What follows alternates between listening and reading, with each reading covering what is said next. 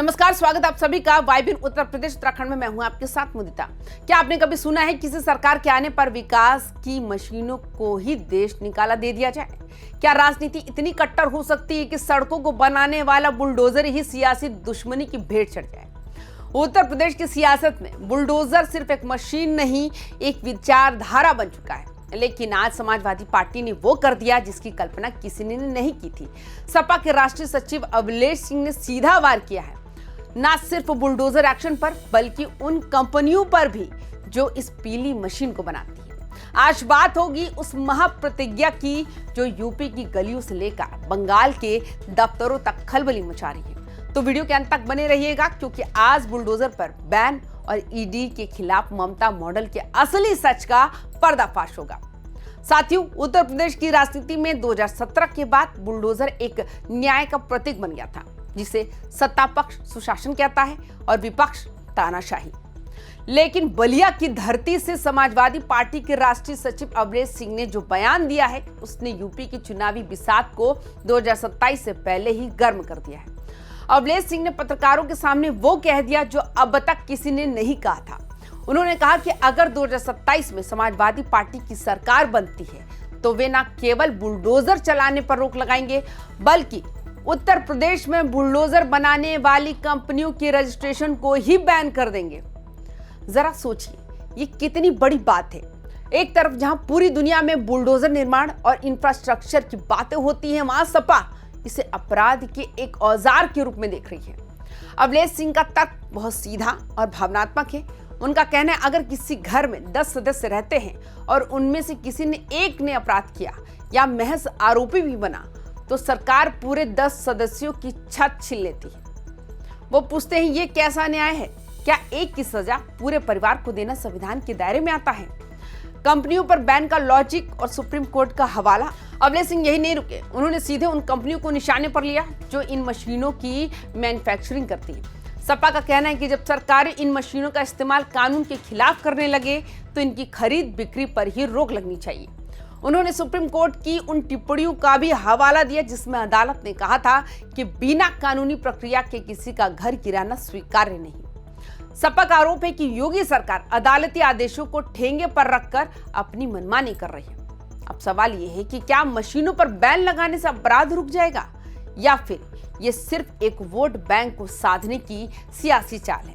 क्योंकि बुलडोजर तो सिर्फ एक जरिया है, असली ताकत तो उस आदेश में होती है जो दफ्तरों से निकलता है।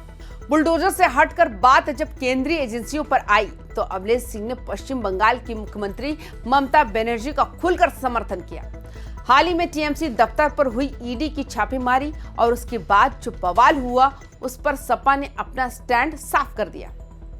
अवलेश सिंह ने कहा कि ममता बनर्जी ने केंद्रीय एजेंसियों के खिलाफ जो रुख अपनाया है वो बिल्कुल सही है। उन्होंने देश के अन्य विपक्षी मुख्यमंत्री से भी अपील की है कि वे ममता की तरह साहस दिखाएं और ईडी सीबीआई को अपने प्रदेशों में घुसने ना दें। ये बयान बिहार, झारखंड और बंगाल के समीकरणों को देखते हुए बहुत अहम है। सपा ये संदेश देना चाहती है कि 2027 के चुनाव में वो सिर्फ विकास या रोजगार की बात नहीं करेगी, बल्कि वो एजेंसी वर्सेस स्टेट की लड़ाई को भी मुद्दा बनाएगी। अवलेश सिंह ने यहां तक कह दिया कि अगर बंगाल में ममता बनर्जी सपा को जगह देती है तो समाजवादी पार्टी बंगाल के चुनावी रण में भी ताल ठोकेगी। यानी अब पीडीए, पिछड़ा, दलित, अल्पसंख्यक का फॉर्मूला सिर्फ यूपी तक सीमित नहीं रहेगा, बल्कि इसे राष्ट्रीय स्तर पर ले जाने की तैयारी है। सपा का इस बयान के पीछे गहरा मनोवैज्ञानिक दबाव भी है। यूपी में बुलडोजर की वजह से अपराधियों और उनके समर्थकों में जो खौफ पैदा हुआ, विपक्ष उसे अन्याय की चादर में लपेटकर भुनाना चाहता है। अवलेश सिंह का यह कहना है कि बुलडोजर कंपनियों को बैन करेंगे, असल में उन लोगों को भरोसा दिलाने की कोशिश है जो इस कार्रवाई से डरे हुए। सपा ये जताना चाहती है कि वो सत्ता में आते ही उन तमाम प्रतीकों को खत्म करेगी जो योगी सरकार की पहचान बन चुके हैं। लेकिन इसके सिक्के का दूसरा पहलू भी है।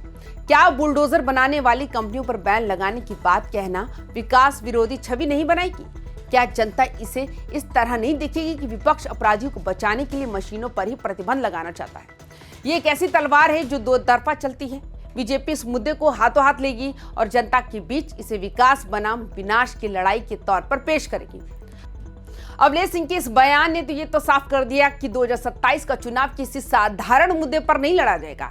ये चुनाव बुलडोजर बनाम लोकतंत्र, एजेंसी बनाम अधिकार और ममता मॉडल बनाम योगी मॉडल के बीच होगा। सपा ने अपनी लाइन खींच दी है।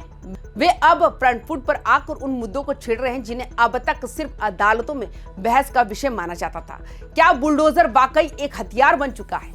क्या ममता बनर्जी की तरह अन्य मुख्यमंत्रियों को भी केंद्रीय एजेंसियों के खिलाफ जंग छेड़ देनी चाहिए? और सबसे बड़ा सवाल, क्या बुलडोजर कंपनियों पर प्रतिबंध लगाना व्यवहारिक है? ये ऐसे सवाल है जिनका जवाब आने वाला तो वक्त ही देगा।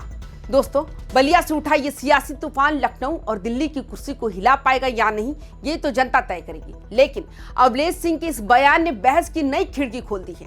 तो आपको क्या लगता है, क्या बुलडोजर पर पूरी तरह बैन लगना चाहिए? क्या घर गिराने की कार्रवाई न्याय है या अन्याय? अपनी राय कमेंट बॉक्स में जरूर दें। अगर आपको हमारा ये विश्लेषण पसंद आया हो तो वीडियो को लाइक करें और हमारे चैनल YBN को सब्सक्राइब करना ना भूलें, ताकि सत्ता की गलियारों की हर गूंज आप तक पहुंचती रहे। धन्यवाद।